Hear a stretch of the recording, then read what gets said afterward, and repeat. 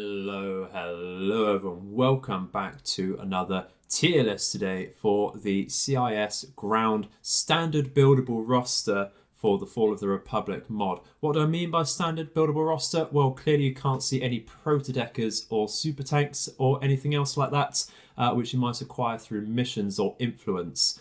That's simply because because you're going to be getting these things through missions and influence. They need to be ranked a little differently due to the random chance of actually getting these things. So, for example, in my YouTube series for the CIS, I didn't get the mission at all for a proto-decker, yet in a private game, I actually have 4 at the same time. And due to recency bias anyway, I put the proto-decker at D tier because this happened to me the other day. So we don't like proto-deckers anymore. So we're going to be ranking these based on how useful they are, how easy to acquire they are in Galactic Conquest. Of course, you can build pretty much any of these on any planet. How easy they are to use in battle, how well they perform in their particular role. I think something that this mod does in particularly well is actually give units a specific role. So we'll see how well they perform there. And we'll think about their costs as well, which is why we have them in ascending credit order from infantry to light vehicles to heavy vehicles. And that's how we're going to be working through this. So let's start with the B1 battle droid. Easily B tier, might be an A tier because it's very easily spammable. At 160 credit costs, you can get this everywhere with the barracks, of course, and barracks aren't particularly expensive. Should probably be your first building after your headquarters building that you build on every planet.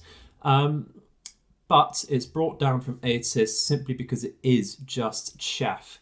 In its masses and masses of numbers you get for that cost, it will take on some enemy infantry, but the clones and the huts especially have amazing abilities to wipe away cheap infantry. Both have access to decent artillery, both have access to good speeder units, and the clone core with ATTEs can absolutely wipe away your battle droids. So I think really for their general survivability, they've got to stay in B tier for me. Very spammable, very usable, easy to use. You just make a horde of them and press forward attack, please. But let's move on to the commandos. For me, unfortunately, that would have to be D tier. Now, that's simply because of personal taste. Maybe I put them in C tier for other people, but at 270, they are still fairly usable and cheap. But their general role is to start a land battle and be your pathfinder units and rush towards a neutral command post or two. However, for my money, they would actually be used in 2 groups for that. So you want to land 2 units of them and use their fast travel sprint ability. But if you're going to be landing 2 units of these things, you might as well land some sort of transport as well, simply because of the time it takes to amass them.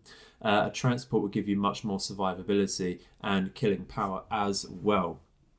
So by the time I think you're getting to any capture points with these, the enemy's probably already there as well, because you're really only rushing capture points on larger maps, and of course that's where you're going to struggle with it more. So of course these don't have the greatest survivability by themselves. They can have some decent killing power, but not anywhere near as much as really anything else in your roster, I don't think. Even it can be comparable to a huge mass of B1s, which you can get for a bit cheaper there. It's not something I tend to field. They do have a good niche. They can perform that role sometimes, but really it's overshadowed by having transports, dedicated transports in your army and such. So that's just a bit of a shame there. If they had a natural movement speed were a bit higher, maybe I would choose them a bit more, but otherwise not for me. So that brings us on to the B2 Super, and that is super for a reason. It is certainly an A tier unit, not particularly expensive. You can get quite a lot of these, although they're, let's just say, roughly double the cost of a B1 battle droid. So of course you're getting, for similar costs, 50% less than the B1, of course, but they perform doubly well. They do have the extra health that the B1 doesn't have, fewer squads per per troop cost there, but they do have an amazing array of rockets and standard blasters, which means they can take on clone troopers, and they will take on even heavy vehicles from both Hutts and Republic. Especially, I find they will struggle, of course, against ATTs if they do take them head on, but it's not particularly difficult to flank round against the side of any clone heavy vehicles, or of course any Hutt vehicles. They do struggle a little more against the Hutts because they're just a bit more manoeuvrable against you. But I've seen these take out, ATTs, ATOTs, the usual lots, and even they will rip apart saber tanks from the Republic as well. But those are, of course, more geared towards anti-vehicle purposes. So I like to make these my standard if I decide not to go for a B1. They're absolutely the go-to infantry unit for me. Such an amazing hybrid unit. They really, really perform well for their price. They really bump up that. So next up is the Crab Droid, and I'm going to put this at C tier.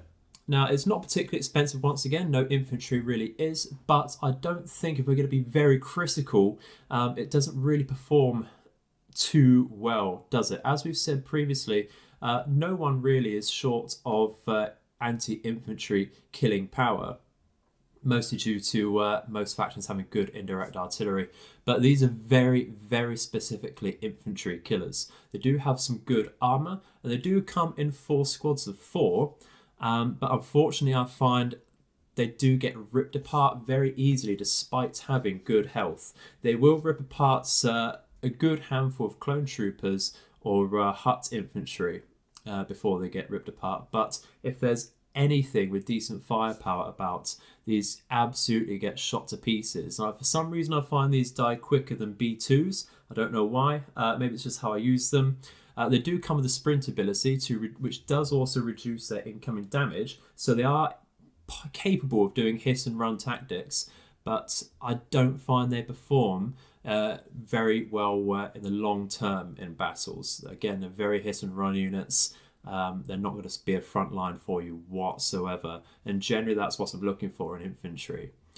So having said that, we're going to put the STAP at D tier. Now, this does again have very good anti-infantry killing power, and with its ability to kite quite well due to its natural speed, it can take on enemy heroes, but that requires a lot of micro, and therefore it's very difficult to use these properly because once again they're very low on their health, so that anything sneezes on them and they will go down. Generally, I find that STAPs and crabs are best in defensive missions. You're leaving them as a garrison, and even then I would question using STAPs for that. Perhaps they want to run up to the landing enemy post where they begin the battle and try and nip apart any infantry they land with, but they're going to be very dangerous position for that, with the landing craft having the amazing gunnery that they do. So unfortunately, STAPs not really for me. I don't find that their ability can be particularly useful because it's very much a suicide run at that point. If you're charging headlong to drop those bombs, anything supporting the infantry will rip those STAPs apart. So for my money, I think it's just too difficult to micro them in a game that doesn't always reward micro, unfortunately. So something similar can be said about the Droideka, actually. Now, I think these deserve to go to C tier, but really, this is one of those units that I'm going to put down to where their weakness really comes from the terrible pathing of this game. So many times I've used Droidekas and they'll get stuck on flat ground and they won't be able to move whatsoever, become completely immobile. And they just, that's exactly that reason. They just get stuck on pretty much everything. Otherwise, I would say perhaps A tier because, or even B tier because of course that standard weakness when they're moving, they're unshielded and anything sneezes on them. But when they're shielded, a good group of them, you get a lot of them in one squad for these. And they all move independently. But they can absolutely rip apart enemy infantry a lot better than crabs can. And because of that shield, clone infantry will really struggle against them. However, they're really brought down by the pathing of this game. I would say that for the Mark II as well, but I think that's an influence unit, so that will come in a separate list. And yeah, just the pathing really lets them down, unfortunately. Really, really difficult to use them properly. Now, we come to, I think if I've watched Corey Loses enough, he really loves the Dwarf Spider. And I would put these at, let's say A tier. I was thinking about B tier because, once again, these are very low health units, but I think they're saved by having quite a good range. And they do come, again, in 4 squads of 4 units each, so you get 12 per purchase of this unit. And because they are armed with, I think it's heavy AV blasters, they absolutely shred enemy armor. And that's something that both the Hutts and the Republic have in no shortage whatsoever. They do have a decent range, like I've said, so they can sit back and snipe saber tanks like they're nothing. They'll take down ATTs and ATOTs and such. They'll take down enemy skiff speeders, the heavier units from the Hutt roster. They're very, very good at performing their role, and they're not particularly difficult to use either. They're somewhat on the slow side, and they can be a tiny bit clunky sometimes, simply because if you're bringing a unit of these, maybe 2 units of B2s or even a single unit of B1s, they're just going to be clustered in the small maps of Empire at War. So it can be very, very difficult to dodge anything that wants to kill these. But that can be said for all infantry, to be quite honest. If anything gets indirect fire artillery, that's what's going to kill all of your infantry here. So they've got the same weaknesses, really, but they're just easier to use. They have that longer range to keep them safe from enemy infantry. They can sit behind your frontline chaff and deal with anything that will kill them. Very, very good complementary unit there. And being under 500 credits, that's very, very reasonable as well. So now we come to the light vehicles of the CIS. This is a 600 credit unit, the Spider Walker, and this is a very interesting unit. I'm split between C and B tier simply because of their maneuverability and health. I've seen these get absolutely ripped apart by infantry, speeders and tanks simply because you can't maneuver them out the way. But that main beam cannon of theirs does monstrous damage to vehicles. So with that in mind, I would say it's probably C tier. Again, it's let down by pathing quite heavily, more so than other units, and just how the model moves in itself, with those very awkward standout legs of theirs. It doesn't pivot around easily, it doesn't retreat very easily. Once you've moved this into position, it's there until either it or the enemy dies, and usually it's the Spider Walker that goes down from my experience.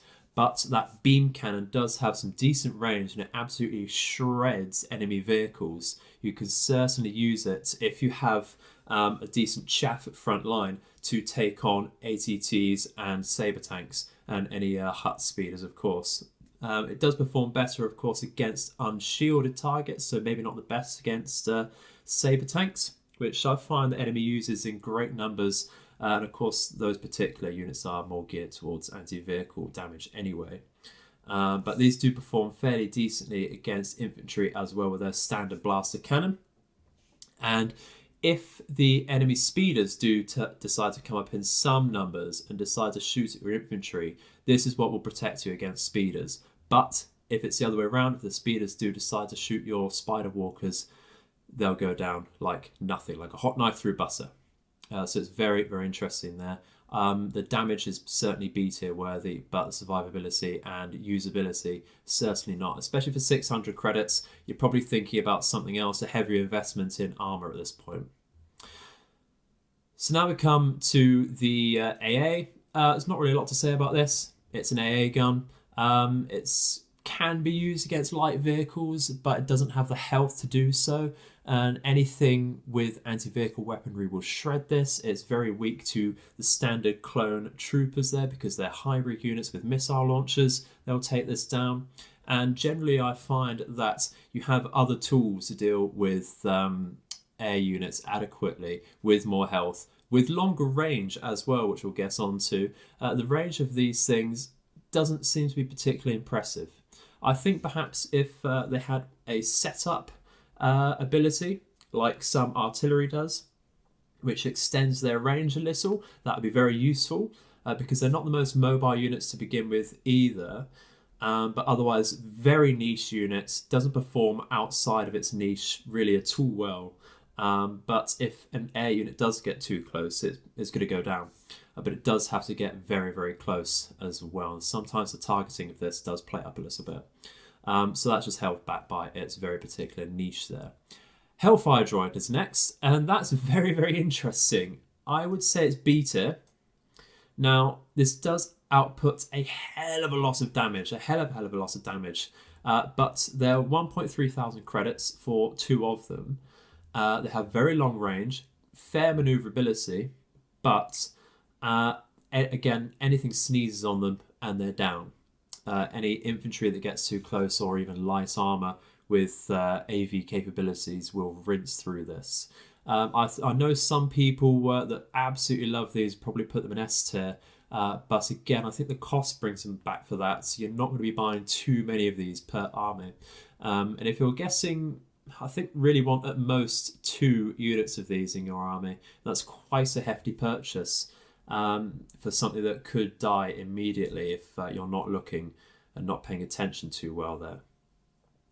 So far, a fairly average ground roster, but I think things are going to start getting better after we've dealt with the D tier transport here.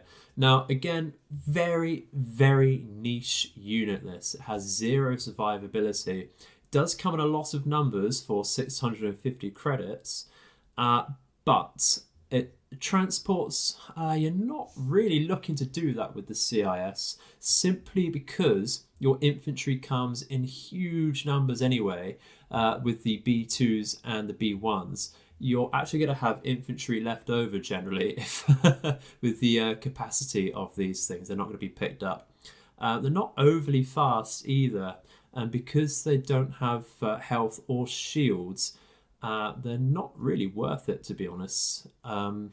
Really, if you're going to use transports, again, you're probably using it on larger maps, and for larger maps you'd want air power for that, really, to quickly transport your infantry across the battlefield safely. And air power will look after itself a lot better as well. So for me, I don't really bother with these. I know some people will, but transports really are more a Republic speciality, not a CIS one. So now we're going to the heavy vehicles of the CIS. So you can see they have no shortage of them, and that's absolutely brilliant. So the GAT, the GAT, very specifically a hit and run anti-vehicle unit. That doesn't have to necessarily be hit and run because it's got good shield power and decent base health line. It's interesting because it's also tier locked. Once you get past tier 3 and above, it gets locked out. So I would say, because it does perform very, very well in its role, very, very well indeed, I would say say B tier simply because you do get it locked out. If you're starting a progressive map at Era 2 perhaps, which I think is for a lot of people the standard, probably standard for how I like to play this game, you're not spending a lot of time between Era 2 and 3, are you? So you want to really spam this out so you get to keep them later on for your campaign. And at the early game, you don't have a lot of money, especially as the CIS. You do need to expand very quickly, and you're probably going to be spending more on buildings and your navy as well.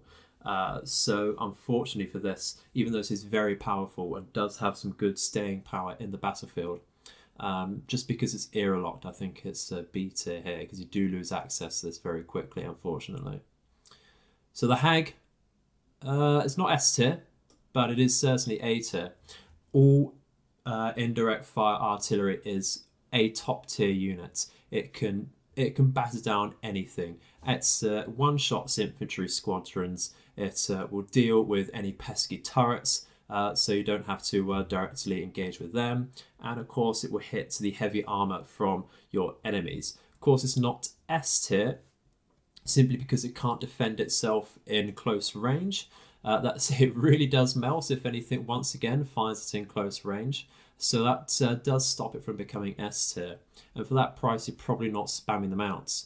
You probably at max want 2 of these in a battle, and because of their nature, they're very, very good at defensive missions. You can use them as a standing garrison, and these will source out the enemy for you very easily indeed, provided the enemy doesn't have decent air power as well that gets behind your back line. That is a very major weakness of indirect fire artillery, of course. So that's what brings it down. Just its weaknesses are a little too strong to bring it down to from S tier there. It doesn't quite fit that all-purpose role I'm looking for in S tier.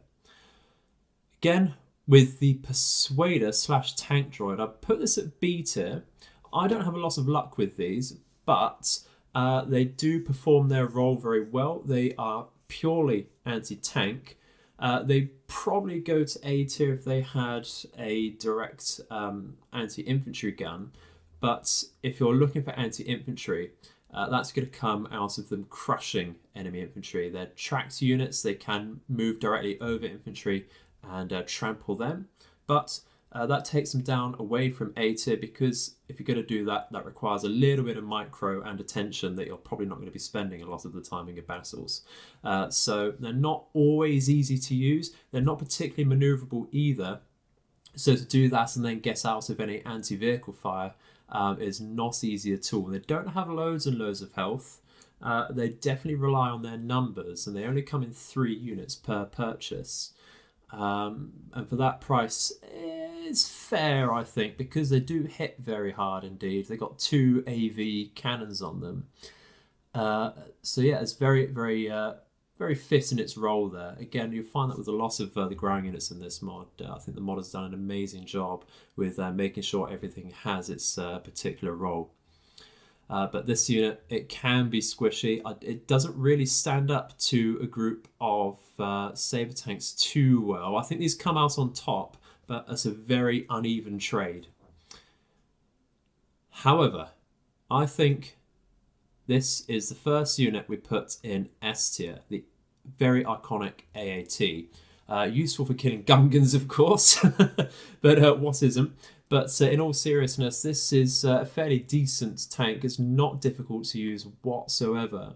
With its long range of its main AV siege gun, got very long range on that. That'll punch through anything, or any vehicles, of course, that it can shoot at very easily. A group of these, given time, can take on the heavy vehicles of the Republic and the Hutts, and they shred the smaller vehicles and one-shot minor walkers like ATRTs and such. However, they do also come with some very good anti-infantry guns, but there is an argument here to bring them down to A tier because of that. The anti-infantry guns do have a much reduced range from the main siege gun, so it does require a little bit of micro to push the AATs forwards to get into range with their infantry guns. But if you do that, again, they just output so much damage that they will rinse through enemy infantry. So the main siege gun also fires quite well at aerial units. So it's a very, very good all-rounder with some decent health to it, some fair maneuverability. Does take a little bit of time to turn around and retreat. But I think if you notice that again in time, it can certainly get out and repair fairly easily. Just that's all there is to say about that. A very, very good all-rounder main battle tank, and it's not hero locked either, so this should probably be your go-to main battle tank, as is its role. Moving on then, we have the MTT, and for me that's quite an easy B tier. It has a lot of health. It's somewhat expensive at 850. That's the same cost as a unit of AATs. It does have a few weaknesses, being it's fairly slow. Anything gets behind it rips us apart. Having said that, then it might go down to C tier, but for me, I think it does perform its role very, very well. It shreds enemy infantry. It can tank a little bit for you for your B2s to circle around any heavy armor and rip that apart, and that can sit near perhaps a repair station and tank for days, really, unless there's completely overwhelming firepower, in which case it's completely overwhelming firepower. You're not getting out of it too easily. It does, of course, provide some better B1s on a cooldown ability. Just one squad, so you want to keep that perhaps in the second rank of your front line, so it doesn't get shot at too directly. But I think it's hybrid units as well, so that does come with some rockets for anti-vehicle purposes. So it's just pretty damn decent. I wouldn't say it's A tier for sure. There is an argument to put it in C tier. Just a quite nice, average, very nice tank which provides some good infantry for you. So moving on, we have the J1 Proton droid, which is an interesting one. It's very, very specialized direct fire anti-vehicle artillery. Now, I think, unfortunately, this is mired by more weaknesses than one outstanding strength. So for me, it's C tier. They do absolutely shred heavy vehicles. And with their mass driver, I believe that ignores shield power. So it is very, very good at, so once again, removing vehicles. And I think that fires at aircraft as well. Yeah, it does have the anti-aircraft trait to it. So it does fire at those with increased accuracy. But again, with it being against aircraft and this being direct fire artillery, you do need to have some good line of sight. And this is where it's coming to C tier because it can be somewhat difficult to set up and use. It's got 0 health to speak of. It doesn't move particularly quickly or easily. And you do need to make sure you have excellent line of sight for this. So this is perhaps more of a defensive unit. Use it as a garrison unit for when the Republic especially come after you. Pretty much everything in your roster deals with the Hutts quite well. So this is very good for dealing with UT-80s and ATTs.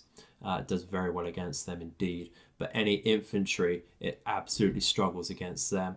And really, because of its low health, if an aerial unit wants to come in, it will destroy this quite easily. So, moving on next, I think we're going to go for the MAF. That's an A tier unit for me. It's got a lot of health and it provides some, I wouldn't say exactly sorely needed anti-vehicle guns because, you have the AAT, you have your GATs, you got your Persuaders and such. But this is a fairly tanky main battle gunship for you. It does have it has 2 slots for transport purposes, but really you're only getting like 1 squad in there because that takes up 2 slots, I believe. So I think that really is a heavy transport with the ability to support your front line. And this is what overshadows, I think, your transport units. It's a little slow, but it's heavy, it's got health, it can defend itself, and it comes in fairly easily. It's a little expensive at 900 credits, but I think we should all be using these a lot more often. A lot more often. But it's not era locked either, so there is an argument to put it at S tier, but it does struggle against infantry, and any infantry with rockets especially can give this a good beating. You need to be quick on the draw to retreat this, but otherwise it's fairly easy to retreat if you notice it's getting shot at. Very more maneuverable than people think, I would say. So very, very serviceable, very good unit there. Now, despite this being era locked, I'm going to put the HMP at S tier. It's absolutely bloody brilliant. I really, really highly rank aerial units, and especially this one with its ability to absolutely shred enemy infantry, and it can give vehicles a good go as well. With its maneuverability, it can get to the rear of any AV focused vehicles. I've seen just one group of these get through a UT-80 very easily, ATTs as well, and any real Hutt threats it can get rid of as well. But It is era locked, so perhaps there's an argument to put it at A tier, but it comes in at era 4, I believe, off the top of my head. Please do correct me if I'm wrong. But era 4 and onwards is where you're going to be spending a lot of your time in a standard progressive galactic conquest. Unless, of course, somehow you've blitzed through the galaxy, which is not, I don't know, it's not outside the realms of possibility, but it's also very difficult to do. So you're going to be spending a lot more of your time in the later eras of this game. And so you'll see a lot of use out of the HMP. It's very, very good. You get 2 of these per purchase. So it's a little expensive, of course, at 1,000. Well, one of the most expensive units in your roster. Joints first, in fact. But it does have shields as well as its amazing maneuverability. So it's very easy to hit and run, dish out a lot of damage when it's in, turn around very quickly before its shields are completely depleted. Or even just back to a repair station and let its shields charge up as well as its health. Very, very good units indeed. I like to get as many of these as possible as soon as they become available. Because once again, the cost gets a little bit knocked back as well because you get these in the later eras where you should be economically established, getting, let's say, around 10,000 per cycle. Once you get to that point, money's not particularly an issue there. So the 1,000 cost doesn't matter too much, I would say, in the later eras when this is unlocked. Very, very good unit. I can't sing its praises highly enough. It's pretty much got 0 weaknesses. Of course, there's anti-air turrets and such. They have an amazing range and can rip these apart. But if you're on the ball, you can get into range of those, notice you're getting shot at, and come back out and repair. Very, very decent as well. So, finally, we have the second joint first, most expensive unit in the ground roster, and that's the Optara / Magna Tri-Droid. A very, very specialised, heavy vehicle for the CIS. Specialises in anti-vehicle weaponry, but it can take on some mild infantry as well. So it does have a very particular purpose at anti-vehicle firepower, but it can take on some infantry, but it does need close by anti-infantry support. It's got a good range, it's got some fair health, but it can be very difficult to use because it's so bloody clunky. Those 3 legs of it do not move very easily whatsoever. Once it's planted in place for a battle, it cannot retreat. This is a do or die unit. And I would say really it's for very slow advances where you've got to babysit it with close by support, or very particular unit as a defensive garrison unit. So for that reason, it's going at C tier. It does perform anti-vehicle duties very, very well indeed. I've seen these. They'll die to an A6 Juggernaut, but they will rip apart its front half of its hard points before they die. They do shred that until their health expires, of course, and they just don't outlast heavy vehicles. They do need close by support. You do need to babysit them. They're very much for slow advances, and they can be very frustrating to use because of their terrible mobility. But you do get 2 of them per purchase, but they do seem to bump into each other quite a lot. I find a lot of the time they're hindered by the very narrow lanes you get on Empire at War maps, unfortunately. They just don't deal well with that. And that's another reason, or another unit that's getting put down specifically because of pathing in that area. It's very expensive for a unit that if you don't babysit it, you're going to lose it, unfortunately. Any infantry. This can fire, I believe, at aerial units, and it does have a 360-degree firing up with its constantly rotating head, so it can deal with aerial units. But once again, you plant your feet in the ground with this, and you either you're fighting to the death with this. I don't really like that factor about it. But that's everything, guys. That's the entire CIS roster. Fairly well balanced, I'd say. Again, mostly because everything performs its role fairly well. It's just brought down by some very major weaknesses in a lot of areas. The ground roster is somewhere where the CIS does struggle against the Republic a little bit. But very functional. I wouldn't say, other than perhaps the transport and the stats, perhaps you can certainly get away with purchasing most things here, and you'll get something out of them. Very, very serviceable roster there. So thank you very much for watching. Please let me know what you think. I'm sure a lot of people will disagree with some of these places, and that's absolutely fine. I'm very much looking forward to hearing your thoughts. But as in the meantime, thank you for watching, and may all of your nights and days be auspicious. Goodbye.